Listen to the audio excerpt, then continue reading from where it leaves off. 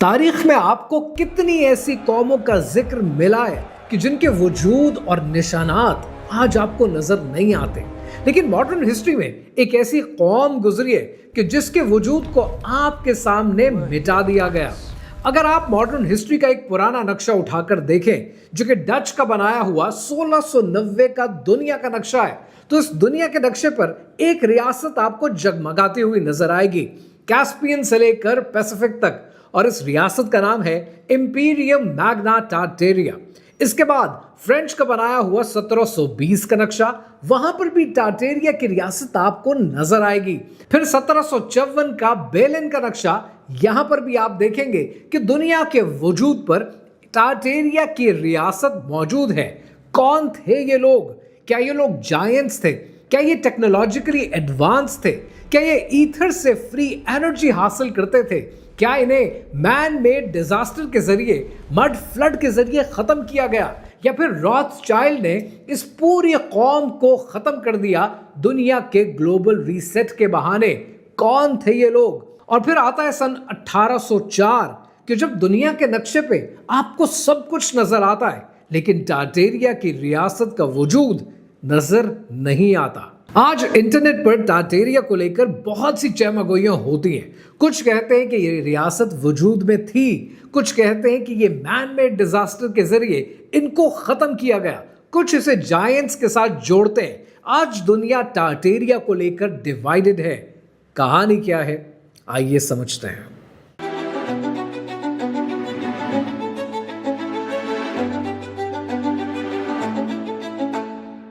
आप जहां बैठे ये वीडियो देख रहे हैं, एक मिनट के लिए इमेजिन करें कि जहां आप मौजूद हैं, आप इस वक्त यहां मौजूद नहीं हैं। आप आज से कई साल पहले सन 1893 में मौजूद हैं और आप मौजूद हैं शिकागो में। शिकागो के जैक्सन पार्क में एक बहुत बड़ा इवेंट ऑर्गेनाइज किया जाता है। इस एग्जीबिशन में 4 करोड़ से ज्यादा लोग इस एग्जीबिशन को अटेंड करते हैं, क्योंकि ये एग्जीबिशन अपनी नौयत का एक अनोखा एग्जीबिशन है। जब लोग इस एग्जीबिशन पे आते हैं तो वो देखकर हैरान रह जाते हैं कि पूरा व्हाइट सिटी के नाम से एक शहर मौजूद है। उस शहर में जैसे ही वो एंटर करते हैं, वो देखकर हैरान रह जाते हैं कि 1893 में 10,000 से ज्यादा इलेक्ट्रिक लाइट बल्ब्स इस शहर में जगमग कर रहे हैं, और साथ ही साथ इस शहर के अंदर जो इमारतें हैं वो देखने से ताल्लुक रखती हैं, क्योंकि इंसानों ने इससे पहले इतनी खूबसूरत और इतनी ह्यूज इमारतें कभी नहीं देखी थी। जितनी ह्यूमन टेक्नोलॉजी और कंस्ट्रक्शन की टेक्नोलॉजी थी, उससे शायद इन इमारतों को इमेजिन करना भी इंतहाई मुश्किल था। इतने बड़ी बड़ी इमारतें, इतने बड़े बड़े डोम। तो जो 4 करोड़ विजिटर्स इस इवेंट पे आए, उनकी जबान पर पहला सवाल ऑर्गेनाइजर्स के लिए यही आया कि ये सब कुछ कितने अरसे में बनाया, जिस पर ऑर्गेनाइजर्स ने बताया कि ये सब कुछ तो हमने 1891 में शुरू किया और आज 1893 में आपके सामने, यानी सब कुछ 2 साल में बनाया। तो सब विजिटर्स का दूसरा सवाल ये था कि ये कैसे बनाया? इस तरह के डोम, इस तरह के मीनार, इस तरह की बिल्डिंग्स, इस तरह की सड़कें हमने पहले कभी नहीं देखी। लेकिन इसके जवाब में ऑर्गेनाइजर्स के पास कोई जवाब नहीं होता। और फिर अचानक 1894 में आग लग जाती है व्हाइट सिटी में, और व्हाइट सिटी की तमाम बिल्डिंग्स जल जाती हैं। जो लोग आज इंटरनेट पर मौजूद हैं और टार्टेरिया की थ्योरीज पर यकीन रखते हैं, उनका कहना यह है कि ये सब कुछ वो इमारतें थीं जो टार्टेरियंस ने, जायंट्स ने बना रखी थी। सिर्फ आज के इंसान ने उनको डिस्कवर किया है, मड फ्लड के बाद, सफाई के बाद उनको सामने लेकर आए हैं, और आज इस टेक्नोलॉजी को बनाने का फॉर्मूला दुनिया के पास मौजूद नहीं है। ये हमारा बनाया हुआ काम नहीं है, ये जायंट्स का बनाया हुआ काम है। लेकिन क्या ये कहानी सिर्फ 1893 से और सिर्फ शिकागो से वाबस्ता है? हरगिज नहीं। इस कहानी का आगाज होता है लंदन से। आज से 300 साल पहले यूनाइटेड किंगडम के शहर लंदन में एक इमारत का इफ्तिताह किया जाता है। इस इमारत का नाम है सेंट पॉल्स कैथीड्रल। वैसे तो ये एक इबादत गाह है, लेकिन ये इमारत देखने से ताल्लुक रखती है। आपका कभी लंदन जाना हो तो इस इमारत को जरूर देखिएगा, क्योंकि जैसे ही आपकी नजर इसके कंस्ट्रक्शन स्टाइल पे पड़ेगी, आप हैरान हो जाएंगे और आपकी जबान से बेख्तियार निकलेगा कि इंसान ऐसी चीज कैसे बना सकता है। इस इमारत के अंदर जाकर आपको जो पहला एहसास होगा वो ये कि इसकी छत की हाइट 365 फुट है। इसके जो डोम है उस डोम को ज्योमेट्री के पाए रेशो की बेसिस पे बनाया गया है। और अगर आप सेंट पॉल्स कैथीड्रल में खड़े होकर कोई भी आवाज देंगे तो वो 107 फुट तक जाती है। कहने वाले कहते हैं कि इसके अंदर दी जाने वाली आवाज 110 हर्ट्ज पे सुनाई देती है, यानी वो फ्रीक्वेंसी कि जिस पर इंसान का सोल हील होना शुरू हो जाता है। लेकिन सवाल यह है कि इतनी खूबसूरत नक्शो निगारी वो भी आज से 300 साल पहले, जब इंसान के पास कंस्ट्रक्शन की ऐसी टेक्नोलॉजी मौजूद नहीं थी, तो ये किसने बनाया? कहने वाले कहते हैं कि ये आज के इंसान ने नहीं बनाया, ये काम टार्टेरियंस का है, जो अपनी रियासत में तो रहते थे लेकिन दुनिया के जगह जगह पर मौजूद एनर्जी पॉइंट्स का कंट्रोल अपने हाथ में रखते थे। इसीलिए उन्होंने ऐसी इमारतें बनाई जो आपकी समझ से बाहर है। वरना आज दुनिया में एक ऐसी रियासत कि जो 1 करोड़ 20 लाख स्क्वायर किलोमीटर पर फैली हो, कि जिसका जिक्र दुनिया के 214 नक्शों पे तो हो, लेकिन उसके बाद एकदम से उसका जिक्र होना बंद हो जाए।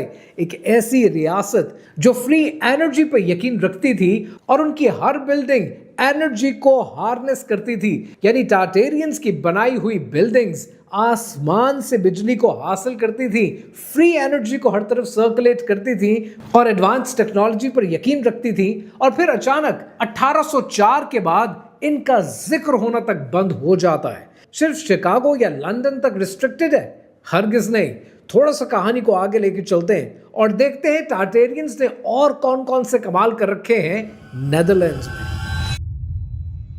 अभी तक आपको सुनकर यह लग रहा होगा कि टार्टेरियंस एक ऐसी कौम है जो रहती तो रशिया, चाइना, साइबेरिया की तरफ थी, लेकिन इनका कनेक्शन पूरी दुनिया में मौजूद था। इसी तरह की एक और कहानी जो आपके लिए बड़ी दिलचस्प है वो ये कि नेदरलैंड्स के अंदर फोर्ट बोर्टांज मौजूद है।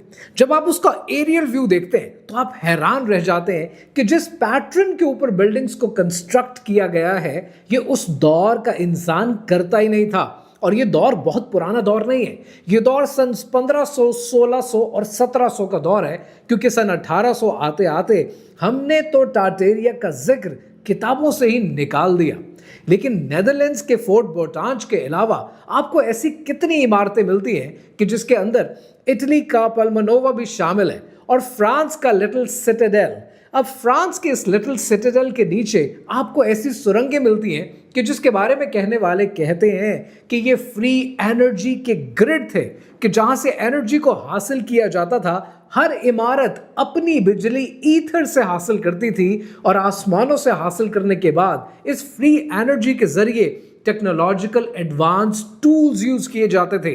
लेकिन ये कहानी चंद शहरों तक रिस्ट्रिक्टेड हरगिज नहीं है। अगर आप सियाटल और एडिनबरा की पुरानी तस्वीरें देखें आपकी अकल माऊफ हो जाएगी। आप हैरान हो जाएंगे कि आज जो सियाटल में, आज जो एडिनबरा में घर मौजूद हैं, उनको जब खोदा गया तो उनको ये पता चला कि इन घरों के नीचे यहीं पर सेम प्लेस पर घर मौजूद थे। आज आप देखते हैं बहुत सी खिड़कियां ऐसी हैं जिनको हमने बेसमेंट कह दिया, लेकिन किसी जमाने में ये उस घर का फर्स्ट फ्लोर होती थी। यानी इसका मतलब ये है कि इन बिल्डिंग्स के नीचे, इन शहरों के नीचे पूरे पूरे शहर मौजूद थे जो शायद मिट्टी में कहीं दब गए। तो शायद ये कहानी एक मड फ्लड की है जो शायद ह्यूमन मेड था, मैन मेड डिजास्टर था, कि जिसके जरिए इंसानों को मिट्टी में दबाया गया, उनकी टेक्नोलॉजी को खत्म किया गया ताकि एक नई कौम उभर कर सामने आए। इसका मतलब तो ये भी हो सकता है कि आज जो गोरे दुनिया में मौजूद हैं, जो गोरी चमड़ी मौजूद है, ये शायद ये सब कुछ बनाने के काबिल नहीं थे। शायद कहने वाले सही कहते हैं कि ये वो कैल्टिक्स थे जो पहाड़ों से निकल कर आए और सब कुछ बना बनाया इनकी आंखों के सामने था। क्योंकि अगर आज आप किसी गोरे से ये पूछें कि ये जो पार्लियामेंट बना रखी है यूके की, ये जो सेंट पॉल्स कैथीड्रल बना रखा है, ये जो इतनी खूबसूरत बिल्डिंग्स बना रखी, कैसे बनाई है, तो वो कहते हैं कि ये हमने सारा स्टोन एंड चिजल वर्क किया है। फिर आपका सवाल ये होता है, तो क्या ये आर्ट आज दुनिया में मौजूद है? तो वो कहते हैं कि नहीं, ये आर्ट तो ख़त्म हो गया और हमें नहीं पता कि ये किन टूल्स से हमने बनाया है।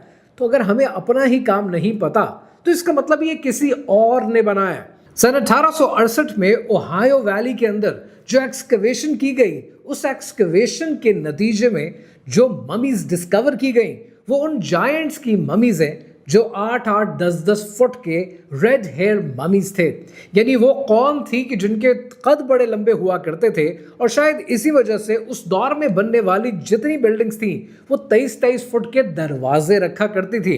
अब यहाँ पर नेचुरली सवाल आता है कि आज आप जितनी बड़ी बड़ी पुरानी इमारतें देखते हैं जिनमें से बहुत सी आज भी कायम हैं, अमेरिका में मौजूद हैं, यूके में मौजूद हैं, यूनाइटेड स्टेट्स के अलावा यूरोप में फैली हुई हैं, इवन आप सेंट पॉल्स कैथीड्रल की बात कर लें, इनके दरवाजे इतने ऊंचे क्यों रखे जाते थे? शायद टार्टेरियंस कद में ज्यादा लंबे थे और उनको एडजस्ट करने के लिए इमारतें बनती थी।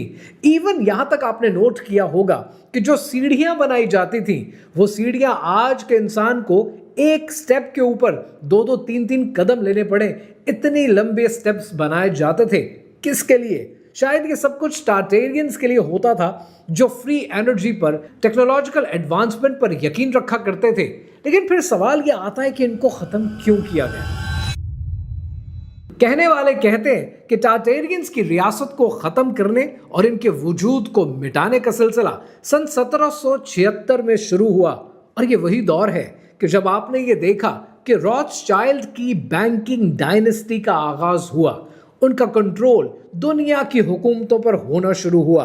कहने वाले ये भी कहते हैं कि रॉथस्चाइल्ड टार्टेरियंस को इसलिए खत्म करना चाहते थे क्योंकि टार्टेरियंस टेक्नोलॉजिकली एडवांस थे, टार्टेरियंस फ्री एनर्जी पर यकीन रखते थे, टार्टेरियंस अपने रिसोर्सेज को शेयर करते थे, दुनिया के साथ बांटते थे। और अगर ऐसी कौम खत्म ना की जाए तो वो कभी भी करेंसी के चक्कर में नहीं पड़ेगी, कर्जे के चक्कर में नहीं पड़ेगी, यानी इन अदर वर्ड्स स्लेवरी के चक्कर में नहीं पड़ेगी। और ऐसी कौम को कंट्रोल करना और फिर दुनिया को कंट्रोल करना मुश्किल हो जाएगा। और फिर एक मैन मेड डिजास्टर क्रिएट किया जाता है जिसका नाम है मड फ्लड। और इस मड फ्लड के सबूत आपको दुनिया के कई शहरों में नजर आते हैं कि जहां पर सियाटल शामिल है, एडिनबरा शामिल है, कि घरों के घर दब जाते हैं। और फिर कैल्टिक्स की ये कौम जो पहाड़ों में छुपी हुई थी, टेक्नोलॉजिकली एडवांस नहीं थी, ये बाहर आती है और दुनिया के रिसोर्सेज पर कब्जा कर लेती है।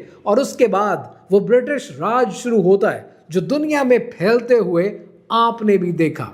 अब ये सब वो बातें हैं जो टार्टेरियंस के बिलीवर्स इंटरनेट पर, सोशल मीडिया पे, हर तरफ दुनिया को कहते हैं। लेकिन मेरी नजर में इन सब बातों की हकीकत क्या है, आइए समझते हैं। इस वीडियो में अब तक मैंने आपके साथ बहुत सारे ऐसे पॉइंटर्स को शेयर किया जो टार्टेरियंस के वाइप आउट के बिलीवर्स अक्सर जिक्र करते हैं। Let's debunk each and every one of those pointers. पहले बात करते हैं व्हाइट सिटी की, यानी शिकागो में सन 1893 में होने वाला वो इवेंट। अगर आप तारीख उठाकर देखें और हिस्ट्री के क्रॉनिकल्स को पढ़ने की कोशिश करें तो आपको ये समझ में आएगा कि ये वो दौर है कि जब इलेक्ट्रिसिटी को इंट्रोड्यूस किया गया। आज आप जिस दौर से गुजरते हैं, अगर कोई नई प्रोडक्ट और सर्विस बनती है तो उसको इंट्रोड्यूस करने के लिए मार्केटिंग की जाती है, इवेंट्स किए जाते हैं, इन्फ्लुएंसर्स को कहा जाता है फॉर अ शाउट आउट। उस दौर में इतने बड़े मैसिव स्केल पर इवेंट को ऑर्गेनाइज करने का मकसद क्या था कि इलेक्ट्रिसिटी लोगों में इंट्रोड्यूस हो जाए, जिसके लिए इतने मैसिव स्केल पर कंस्ट्रक्शन की गई, पूरा एक शहर आबाद किया गया और लोगों को यह दिखाया गया कि अगर आप बिजली खरीद लेते हैं, अगर आप बल्ब खरीद लेते हैं और बिजली के मीटर और बिजली की ये तारें आपके शहरों में फैल जाती हैं तो आपकी जिंदगी बिल्कुल बदल कर रह जाएगी।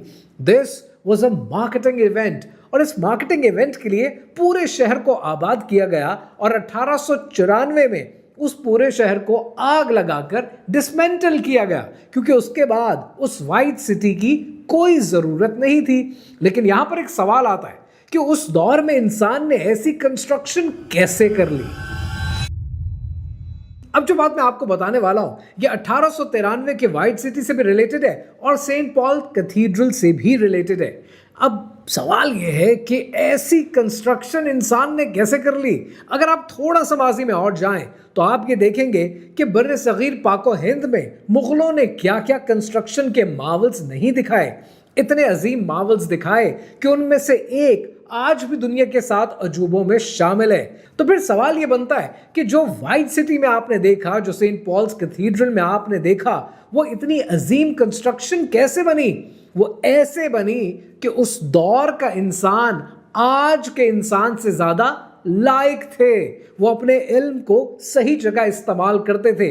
अगर आप गौर करें, और ये बड़ी टेक्निकल बात कर रहा हूं, गौर से समझिएगा, अगर आप पिछले 300 साल का कंस्ट्रक्शन का पीरियड देखें, आप लिटरली हैरान हो जाएंगे कि आज हम टेक्नोलॉजिकली ज़्यादा एडवांस्ड हैं, लेकिन आज जो बिल्डिंग्स हम बनाते हैं, जो घर हम बनाते हैं, ये इतने बोरिंग क्यों होते हैं? उसकी वजह यह है कि हम सबसे पहले कोई चीज़ बनाने से पहले ये सोचते हैं क्या ये कमर्शियली वायबल है। अगर एक काम में पैसा नज़र नहीं आता, हम उस काम को छोड़ देते हैं। आज जो इमारतें आपके सामने मौजूद हैं, ये सब पैसे की बुनियाद पर बनती हैं कि उतना बनाओ जितना बिक जाए। ज़रूरत से ज़्यादा मेहनत करने की कोशिश भी मत करो, जिस वजह से आप ये देखते हैं कि सन 1500, 1600, 1700, इवन 1800 के अंदर जो कंस्ट्रक्शन हुई, वो कंस्ट्रक्शन मार्वल्स हैं, दुनिया के लिए अजूबे हैं। लेकिन आज हम ऐसी चीज़ नहीं बनाते। हम बना सकते हैं, हमें बनानी भी आती है, लेकिन हम अपनी नालायकी का मुजाहरा करते हैं, क्योंकि हम ये कहते हैं कि जिस चीज़ में पैसा नहीं वो काम करो ही क्यों। और दुनिया में आज कितने ऐसे फील्ड्स और आर्ट ख़त्म हो गए क्योंकि लोगों को उसके अंदर पैसा नज़र नहीं आया। सेंट पॉल्स कैथीड्रल को बनाने वाले सर क्रिस्टोफर रेन हैं। उन्होंने ये कंस्ट्रक्शन 1675 में शुरू की और 1710 में उसका इफ्तिताह किया गया, यानी 35 साल इस पर काम हुआ। रही बात कि वहां पर आवाज गूंजती कैसे है, 107 फुट तक आवाज जाती कैसे है, इसके बारे में खुद सर क्रिस्टोफर रेन ने अपना एक पेपर छापा, एकॉस्टिक पेपर, जो ब्रिटिश आर्किटेक्चरल लाइब्रेरी का आज भी हिस्सा है। और ये पेपर सन 1684 में छपा। तो इसका मतलब यह हुआ कि सेंट पॉल्स कैथीड्रल भी टार्टेरियंस ने नहीं बनाया, हम लोगों ने, हम जैसों ने, हमारे ही आबाओ अजदाद ने बनाया है। तो फिर सवाल यह है कि वो मड फ्लड कहाँ गया जो पूरी दुनिया में आया था, जो सियाटल और एडिनबरा में आया, जिसके बाद शहरों को उन्हीं घरों के ऊपर बनाया गया। अब इसको समझने के लिए आपको थोड़ा सा तारीख में जाना पड़ेगा और आपको शिकागो सिटी काउंसिल के मिनट्स पढ़ने पड़ेंगे सन 1855 से लेकर 1860 के बीच में, कि शहर को रीडिज़ाइन किया जा रहा था। और तब ये फैसला किया गया कि शहर को ऊंचा बनाने के लिए हमें इसी कंस्ट्रक्शन को फॉलो करना पड़ेगा और इसी कंस्ट्रक्शन के ऊपर कंस्ट्रक्शन करनी पड़ेगी, यानी पूरे शहर को रेज करना पड़ेगा। तो जब ये मिनट्स आपके पास मौजूद हैं, तो क्यों हम इसका क्रेडिट उठाकर टार्टेरियंस को दे देते हैं? हर चीज और हर बात कॉन्स्पिरेसी नहीं हुआ करती। अब टार्टेरिया के वाइप आउट को मानने वाले अक्सर ये कहते हैं कि इसको ग्लोबल रीसेट के जरिए खत्म किया गया, जिसमें रॉथशाइल्ड का भी हाथ है और रॉकफेलर का भी हाथ है, क्योंकि रॉकफेलर एजुकेशन बोर्ड की सदारत करते थे और एजुकेशन बोर्ड की सदारत करते हुए टार्टेरिया का जिक्र किताबों से ही खत्म कर दिया गया। अब यहां पर समझने वाली बात क्या है? यहां पर समझने वाली बात यह है कि तारीख में जब टार्टेरिया का जिक्र होना बंद हुआ तो वो 1804, 1803 इस दौर में हुआ। और रॉकफेलर ने एजुकेशन बोर्ड की निगरानी करनी कब शुरू की? 1903, 1904 में। तो ये 100 साल का फर्क है। रही बात रॉथशाइल्ड की, तो रॉथशाइल्ड और रॉकफेलर से रिलेटेड और बहुत कुछ है जो बताने की जरूरत है। इंशाल्लाह अगली वीडियोस में उस पर बात करूंगा।